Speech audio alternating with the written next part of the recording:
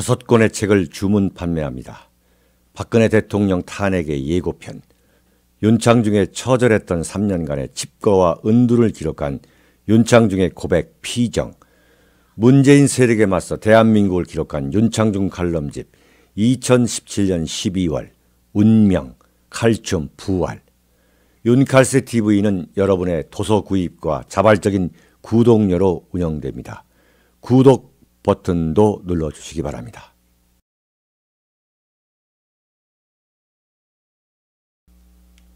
여러분 안녕하십니까? 오늘은 그래도 좀 뭔가 좀 살 것 같은 날이네요. 자유한국당 원내대표 나경원 원내대표가 국회 본회의 그 교섭단체 대표 연설에서 문재인 대통령은 김정은의 수석 대변인이다 이렇게 한마디를 했다고 그래가지고 완전히 더불어민주당 그 의원들 그 이해찬을 비롯해가지고 전체가 완전 난리 법석을 떨어가지고 한바탕 소란이 난장판이 벌어졌습니다. 이 나경원 원내대표 정말 원내대표가 된 뒤에도 참 그 미모와 의상, 그 미모력과 의상력으로 승부를 거는 듯한, 그래서 참 별로 미덥지가 않았습니다만 오늘 대표 연설에서 문재인은 김정은의 수석 대변인이다 이렇게 한마디를 했어요. 근데 역시 무슨 여기에 엄청난 감정을 실어서 얘기한 것도 아닙니다. 그 나경원 대표의 그 특유의 표현이 있죠. 이렇게 돌려 말하는 거. 돌려 말해야만 좀 어떻게 배운 사람처럼 보이고 있어 보인다는 그런 착각을 좀 하고 있는 사람이에요. 제가 볼 때는. 북한에 대한 밑도 끝도 없는 옹호의 대변이 이젠 부끄럽다. 이게 아주 한국말인데도 더 이상 대한민국 대통령이 김정은 수석 대변인이라는 낯뜨거운 이야기를 듣지 않도록 해달라. 읍소한 거예요, 읍소. 그런데 완전히 이해찬을 비롯해가지고 더불당 의원들이 들고 일어났는데 참 한마디로 웃기지도 않아. 예. 어쨌든 그 나경원이 통쾌한 장애 홈런입니다. 네. 자유한국당 사람 입에서 이제 그런 소리가 나온 것을 보면 대한민국이 정말 좌경화가 된 거예요. 나경원조차도 이게 문재인이가 김정은의 수석 대변인이라고 합니다. 이런 소리 정말 창피합니다. 그만 듣게 해주세요. 이렇게 하는 걸 보면은 참 웰빙 정당, 눈치 정당, 참 수박보수 정당, 자유한국당에서 오히려 자유한국당 사람이 그런 소리를 하니까 아주 통쾌하게 들리지 않습니까? 태극기 집회에 가보면 문재인이가 문재인 대통령 거기다 대통령 또는 시자도 붙이면 이거 완전 봉변당할 수가 있죠. 그냥 문재인이죠, 문재인. 문재인은 김정은 수석 대변이다. 이런 것은 그 태극기 집회에서 나오고 있는 그 발언의 강도로 따져보면은 이건 최하급도 아니죠. 네. 이것보다 더 아주 정말 심한 육두문자, 일반적인 보통 명사가 됐으니까 말이죠. 문재인은 김정은의 수석 대변이라는 그 표현이 어디서 나왔냐면 작년이죠. 작년 9월 26일 문재인이가 유엔 총회에 가서 무슨 인터뷰뿐만 아니라 그 유엔 총회 연설에서도 김정은은 완전히 이 핵포기 의지가 확고하다. 핵포기 의지가. 그리고 이 종전선언을 반드시 해야 된다. 이 종전선언은 정치적 선언에 불과한 거다. 종전선언을 반드시 해야 되고 또 대북 제재 해제를 해줘야 된다. 그러면서 그 인권 상황이라든가 지금 북한에서 벌어지고 있는 혹독한 이 상황에 대해서는 어떤 언급도 하지 않았어요. 그때 미국의 블룸버그 통신, 그 뉴스 통신사에서 이번 유엔 총회에 김정은이가 참석하지 않았지만 김정은의 수석 대변인이 참석을 했다. 그게 문재인이다. 이렇게 보도를 했어요. 그래서 그 표현이 문재인 대통령은 김정은 위원장의 수석 대변인이다. 그 표현이 그때 나온 겁니다. 그러면 더불어민주당이 난리 법석을 떨려면 그때 떨었어야죠. 그때는 아무 소리도 하지 않았어요. 그리고 그러다가 지금 이제 나경원이가 이런 말을 하니까 완전히 벌떼처럼 들고 일어났어요. 왜 지금 벌떼처럼 들고 일어났냐?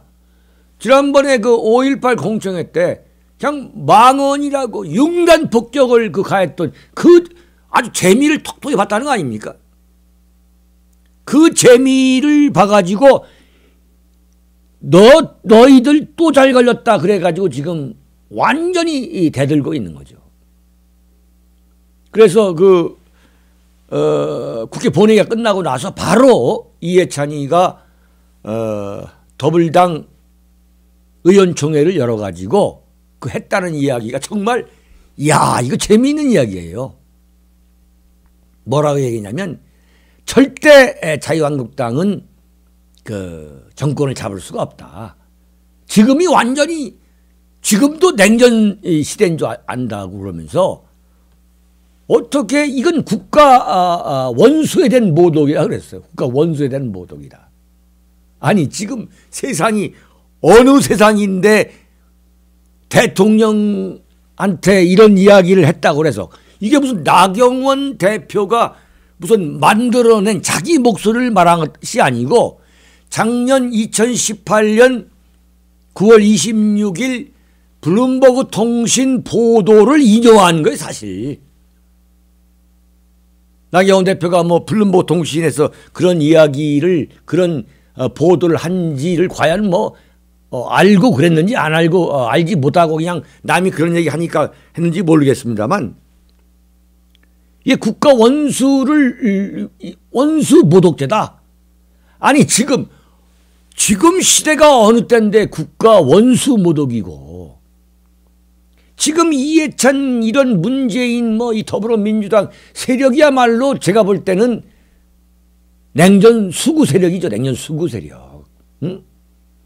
지금이 어느 시대인데 김정은 편을 든다는 게 이게 문재인이가 김정은을 대신해주고 있는 수석 대변인이다.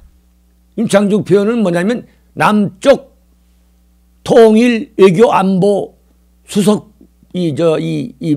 뭡니까 특보다 이런 소리를 한다는 것에 대해서 그게 말도 안 되는 어떻게 대통령한테 감히 그런 소리를 할 수 있느냐 이랬다는 거 아니에요. 그거야말로 참 냉전 수구 세력들이 하는 소리죠. 대통령한테 왜 그런 말을 못합니까? 대통령한테 그 이상의 얘기도 할 수 있죠. 지금 자유한국당이 대한민국 보수우파 세력한테 그 신뢰를 받지 못한다. 야 잘한다. 이런 소리를 듣지 못하는 게 뭡니까?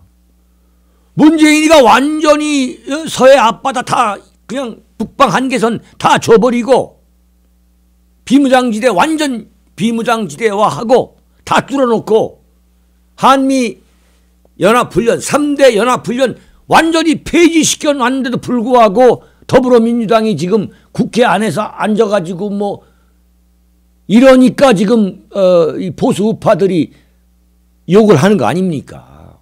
말도 안 되는 소리죠 지금. 무슨 문재인을 지금 대한민국 이 보수 우파가 대통령으로 생각을 합니까 지금? 응?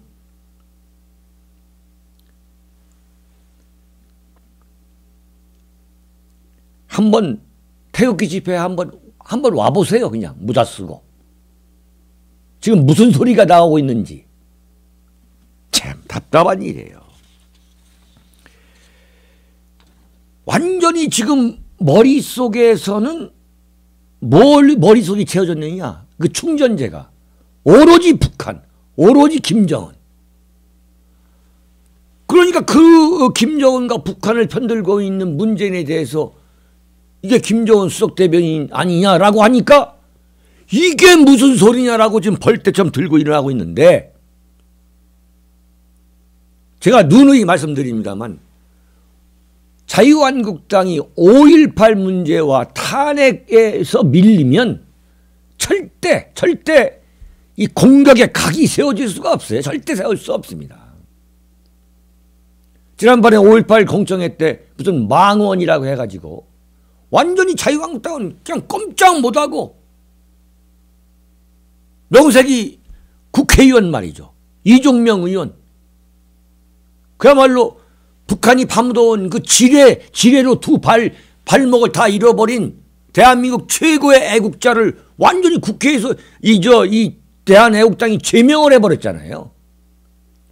이게 말이 되는 당입니까? 아니, 말 한마디 잘못하면 제명을 합니까? 참 기가 막힌 이야기죠. 자기네들이 이명박 박근혜 이 정권 때는 귀퇴정권이야. 귀퇴정권이라고. 얼마나 욕을 퍼부었습니까? 이명박 무슨 뭐 호칭 대통령이라 호칭 안 붙이는 것은 뭐 말할 것도 없고 말이죠. 무슨 쥐박이 뭐 쥐새끼 뭐 어쩌고, 박근혜 뭐 발근혜 뭐 어쩌고 뭐 그 닭근혜 귀태 이루 말할 수 없는 욕을 다 퍼부어대던 이자들이 말이죠. 응? 도저히 용납할 수 없다는 거 아니에요. 이해찬 이야기가 국회 윤리위원회에 제소하겠다는 거 아니에요. 자유한국당이 또 물러서고 뭐 본의가 그게 아니고 진의가 그게 아니고 뭐 왜곡되고 어쩌고 하면은 자유한국당은 완전히 이제 끝입니다. 이제 제2, 제3의 공격을 해야 돼요. 응? 제2탄, 제3탄 공격을 해야 됩니다. 여기에서 반격을 못하고 또 무슨 흐물흐물 무너지면 그걸로 자유한국당은 완전히 끝납니다. 종치입니다. 이번에는 절대 그런 일이 없도록 바라고요. 어쨌든 나경원 원내대표 수고했습니다. 예, 수고하셨어요. 앞으로도 좀 계속 분발해가지고 앞장서 주시기 바랍니다. 예. 두 번째 칼럼입니다. 어제 전두환 대통령이 하루 종일 광주를 내려가서 또 올라오고 하면서 대한민국의 기자들, 언론들, 또 광주의 국민들이라고 하는 분들한테 참 하루 종일 참 모욕을 당하는, 치욕을 당하는 그 장면을 참 씁쓸하게 지켜보면서, 그럼에도 불구하고 한 가지 참 자유라 할까요? 그렇게 자유할 수 있는 대목이 뭐냐면 역시 전두환이다. 역시 전두환이구나. 전두환 대통령은 참 살아있구나. 예. 전두환 대통령이 제가 옛날에는 과거에는 전두환 저도 그랬습니다만 이 대한민국 언론이 완전히 전두환 이 전 대통령에 대해서는 어떤 호칭도 붙이지 않고 그냥 전두환 씨, 전두환, 전씨 아주 동네 개 이름 부르듯이 하기 때문에 저는 오히려 아이고 이제부터는 전두환 대통령이라고 꼬박꼬박 불러야겠구나 그런 생각이 들게 하더라고요. 전두환 대통령이 1988년 2월에 청와대에서 나온 지 무려 31년 동안 정말 하루도 거르지 않고 참 이루 형언할 수 없는 이 정치 보복극에 시달려왔죠. 또 최근에는 알츠하이머에 걸리셨다. 1931년생이십니다. 우리 나이로 89이 되시는 거죠. 1931년생이세요. 그런데도 불구하고 그 노인으로서의 자연적 움츠림이라는 게 있습니다. 아무리 건강해도 더욱이 그 알츠하이머에 시달리고 있다는 것은 사실일 겁니다. 전두환 대통령을 40년간 보좌하고 있는 그 연희동의 민정기 비서관이라는 분이 계십니다. 저는 이 민정기 비서관을 제가 정치부 기자를 제가 1981년부터 했습니다만 단 한 번도 뵌 적이 없습니다만 제가 가장 존경하는 분 중에 한 분이 바로 연희동에서 전두환 대통령을 그러니까 대통령 시절부터 지금까지 보좌하고 있는 이 민정기 비서관이라는 분입니다. 이분이 서울신문 기자 출신인데요.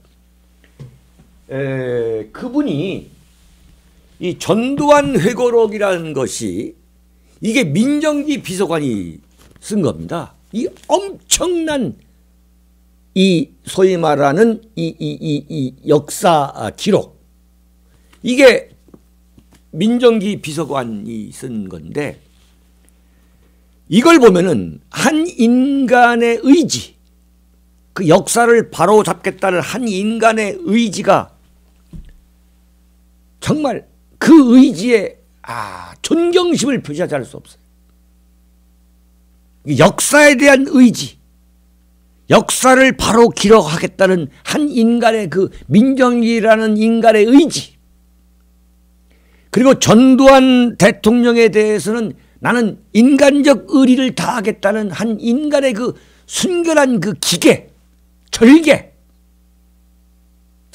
참 이게 참 기가 막힙니다, 이건. 네. 전두환 대통령은 그 참 수많은 부하를 두었지만 이 민정기 비서관이라는 사람을 만나지 않았으면은 이런 엄청난 회고록을 내놓지 못했을 겁니다. 다 엉터리 뭐 내놓았다 하더라도 다 엉터리겠죠. 그런데 이 민정기 씨의 그 치열한 참 그야말로 바위를라도 뚫는 그 의지로 이 엄청난 기록을 다 남겼어요. 근데 이 여기에서 그 한 대목 자기들의 비위가 거슬리는 그 대목을 꼬투리 잡아가지고 그야말로 5.18이라는 그 민족적 비극의 한가운데로 불러다가 그 개망신을 주고 그 5.18과 관련된 모든 그 이른바 그 보수 우파의 역공이죠, 역공. 그동안의 역공을 뒤엎어버리겠다는 그 아주 주도 면밀하게 기획된 그 정치 보복 현장, 그 현장에 내려가면서도 전두환 대통령은 심지어 그 자신이 앓고 있는 그 알츠하이머라는 병도 완전히 극복한다는 그런 표정. 정말 깜짝 놀랐습니다. 그리고 전두환 특유의 그 저돌적 당당함, 당돌함, 그것이 그대로 유지되어 있잖아요. 그러다가 그 탄천 휴게소, 충남 공주 탄천 휴게소입니다. 그 탄천 휴게소에서 잠시 이제 화장실에 가려고 했는데 그 앞에 기자들이 나타나가지고 무례하게 들이대니까 그냥 타버리잖아요. 차라리 다시. 그러면 탄천 휴게소까지도 2시간 반 뭐 이렇게 걸렸을 텐데 그 사실 그 연세에 용변을 참는다는 것도 대단히 힘든데 그냥 가버리잖아요. 그냥 가버리잖아요. 광주 법원까지. 이거 참 감히 흉내 못 냅니다. 정말로. 근데 그 어떤 것도 언론은 모조리 꼬투리를 잡는 거죠. 야, 놀랬어요. 정말. 언론은 정말 대한민국 언론은 정말 하이에나입니다. 전두환 시절에 전두환의 그 온갖 증송을 했던 것을 제가 목격했잖아요. 제가 기자였기 때문에. 전두환 정권을 향해 가지고 그 온갖 용비어천가를 부렸던 그 언론사들이 완전히 지금 전두환을 죽이고 있는, 참 그걸 보면서 야, 참 대한민국이 이럴 수도 있구나. 그러니까 전두환 대통령이 이런 수모를 받게 된 여러 원인 중에 하나는 뭐냐면 지금까지 꿋꿋하게 생존해 계시고 있기 때문입니다. 한마디로 당신은 죽어야 마땅한데 왜 지금 살아있는 거야? 뭐 이런 거 아니겠습니까? 제가 볼 때는. 아주 잔인한 거죠. 네, 아주 잔인한 겁니다. 만약에 대한민국을 건국한 이승만 대통령, 대한민국의 산업화의 아버지라고 할 수 있는 박정희 대통령이 지금 살아 계신다면은 과연 대한민국 언론과 대한민국 좌파들은 어떤 행동을, 어떤 짓거리를 하고 있을까를 한번 저는 상상을 해봤어요. 만약에 이승만 대통령과 박정희 대통령이 지금 살아 계시지 않고 있는데도 불구하고 기회 있을 때마다, 기회 있을 때마다가 아니라 주구장천 지금 문재인 정권에서 매일 저녁, 매일 오후, 매 시간마다 이승만 대통령과 박정희 대통령을 부관 참시하고 있는데 만약에 살아 계신다면, 생존해 계신다면 아마 이루 형언할 수 없는 전두환 대통령이 지금 당하고 있는 그 정치 보복극의 몇십 배, 몇백 배의 보복을 아마 당하고 있을 것이다. 참 이런 생각을 저는 해봤습니다. 그래서 어제 칼럼에서 제가 간단히 논평한 건 뭐냐면 전두환 대통령이 아침에 이 연희동에 나가셔가지고 돌아오셨을 때까지를 완전히 보고 난 다음에 제가 논평을 하자.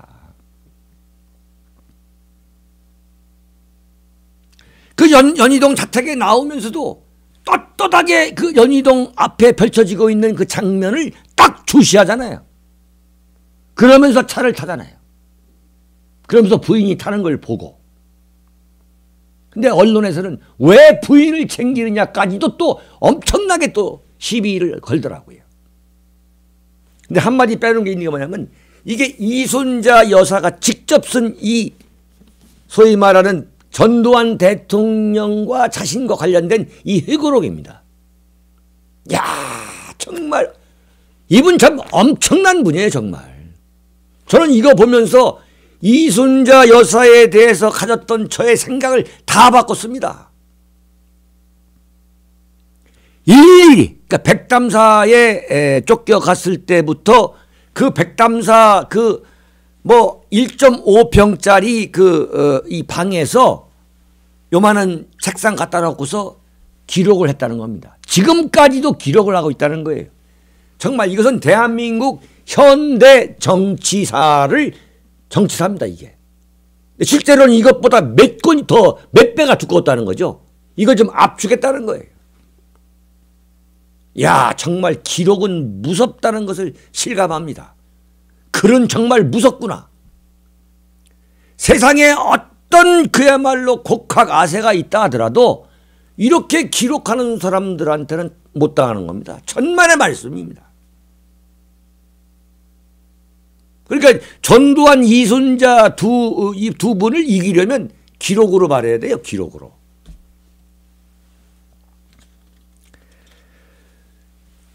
그런데 이 전두환 대통령의 어제 하루 일정을 보면서 제가 떠오르는 사람들이 뭐냐면 노무현과 이명박 대통령이었습니다. 노무현은 자신과 자신의 부인 그리고 자식의 그 비위, 비리, 부조리가 드러나니까 자살이란 극단적 선택을 한 거예요. 누가 뭐라고 해도 좌파들이 어떤 미화를 한다 하더라도 한마디로 노무현의 자살이란 선택은 자기 가족 방어에 불과하고 자기 가족 방어에 그냥 자신과 자신의 부인 가족의 명예가 추락되니까 그냥 자살이란 선택을 한 거예요. 이건 뭐 미워할 아무 가치가 없는 거죠. 근데 올해 5월 23일이 노무현 자살 10주기가 되는 날인데 아마 굉장할 겁니다. 정말 엄청난 미화. 참 미화의 광란극이라고 해도 지나치지 않는 그러한 일들이 벌어질 거예요. 참 뭐 대단할 겁니다. 자, 여기 한편에는 노무현이라는 사람이 있고 여기 한편에 또 제가 생각할 수 있는 사람은 누구냐면 바로 그 이명박입니다. 이 양반은 그 보석 신청을 해가지고 문재인이가 선처를 하게 된 과연 몸은 변할지 모르지만 저는 이것 이상의 모욕과 치욕은 없다고 봅니다.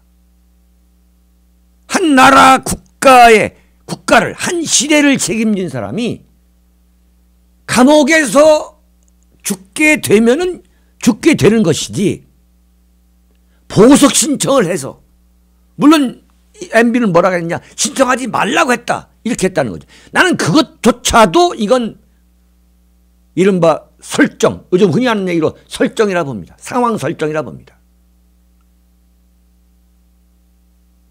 자, 그런 이 전두환은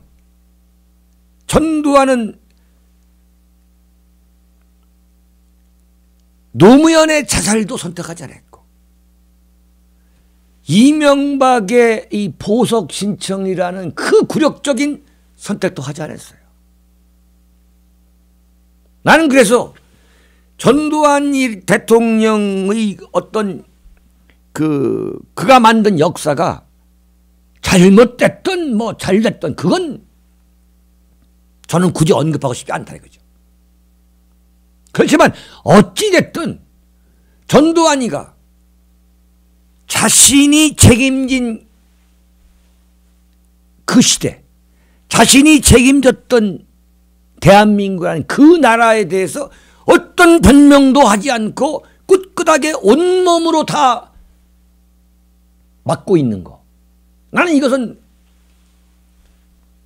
대단히 저는 높이 평가한다고 합니다. 대단히 높이 평가해야 된다. 역시 전두환이구나. 네? 이명박 대통령이 그 감옥에서 그 다 죽겠다는 사람이 걸어 나와가지고 나오다가 그 자기 지지하는 사람이 있으니까 그 문 조금 열어가지고 이렇게 하고서 그 아무 말 없이 노현동 자택 그 안으로 들어가는 그 모습과 한번 전두환을 한번 비교하게 되면 이명박 대통령은 이제부터 나는 대한민국 대통령이었다라고 말할 자질이 없다. 그리고 어떤 국민으로부터도 존경을 받을 자격이 없다고 저는 봅니다. 제가 이거 막연하게 무슨 MB를 비하하고 이 전두환 대통령을 미화하기 위한 게 아닙니다. 적어도 대한민국 대통령이라면 한 시대를 책임진 사람으로서 또 그 시대를 함께 살아온 국민들이 볼 때도 저 정도가 되니까 대한민국 대통령이었구나. 그런 생각, 그런 판단이 흔들리지 않도록 해야 하지 않겠습니까? 그런 면에서 만약에 이승만 대통령이나 박정희 대통령이 지금도 생존하셔가지고 대한민국 언론과 이 좌파들이 무자비한 이 매도를 할 때에 그분들 역시 이승만 대통령이나 박정희 대통령도 저는 조금도 흔들리지 않는 모습을 저는 보여주고도 남았다. 이런 생각을 저는 해봤어요. 지금 대한민국이 이 정도 나라를 지키면서 살게 된 거, 그건 역시 이승만 대통령이라는 건국 대통령이 계셨고 또 박정희 대통령이라는 정말 그야말로 불멸의 지도자가 계셨고 또 그 엄청난 혼란 속에서 대한민국을 지키고 경제 발전을 이 가속화한 전두환이라는 존재, 이 세 분의 존재가 없었다면 대한민국이 과연 가능했겠느냐. 지금 존재하면서 동시에 이 발전했겠느냐. 언제까지 이 세 분에 대한 이 매도가 계속되어야 하느냐 하는 문제를 참 생각하지 않을 수 없는 그런 시간입니다. 언제까지 이렇게 이승만, 박정희, 전두환 이 세 분을 매도하고 생매장, 난도질하고 부관 참시하는 세월을 우리가 보내야 되느냐. 과연 그런 나라의 그 종착역, 그런 나라는 과연 어떻게 참 귀결될 것이냐 하는 걸 우리가 한번 생각해 보지 않을 수 없는 거 아니겠습니까? 근데 어제 광주의 어떤 그 어느 초등학교 에서 그 유리창을 열고 그 어린아이들이 전두환 물러나라라는 소리를 지르는 그 장면이 계속 나왔죠. 저는 그 장면을 목도하면서 대한민국의 싹수가 이미 노랗다. 대한민국을 책임질 그 젊은이들 저렇게 지금 커가고 있구나라는 생각을 해봤습니다. 여러분, 여기서 마치겠습니다. 5권의 책을 주문 판매합니다. 박근혜 대통령 탄핵의 예고편, 윤창중의 처절했던 3년간의 칩거와 은두를 기록한 윤창중의 고백 피정, 문재인 세력에 맞서 대한민국을 기록한 윤창중 칼럼집 2017년 12월, 운명, 칼춤, 부활. 윤칼세 TV는 여러분의 도서 구입과 자발적인 구독료로 운영됩니다. 구독 버튼도 눌러주시기 바랍니다.